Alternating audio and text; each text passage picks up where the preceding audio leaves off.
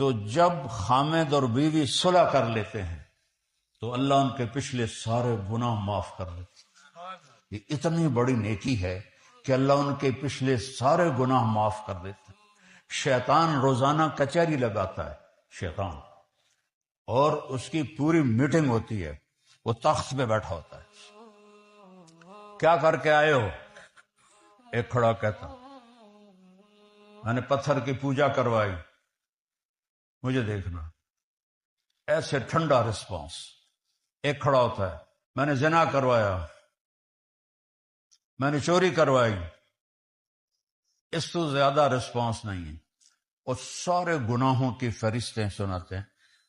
اخیر میں ایک بھیڑتو لنگڑا شیطان کھڑا ہوتا ہے، کہتا ہے استاد جی میں میاں بیوی نو لڑایا تھا۔ وہ شاباش میرے پتر، اگاں آ جا، اوے اگاں آ جا۔ وہ بدبخت کھڑا ہو جاتا ہے، کہتا آ جا آ جا آ جا، پھر اس کو گھٹ کے ملتا ہے، پھر اپنے پاس اس کو بٹھاتا ہے، کہتا ظالموں کام تو یہ کر کے آیا ہے۔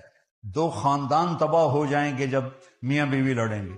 شرابی کی شراب اس کے ساتھ، زانی کا زنا اس کے ساتھ، جواری کا جوا اس کے ساتھ، میاں بیوی کی لڑائی خاندانوں میں۔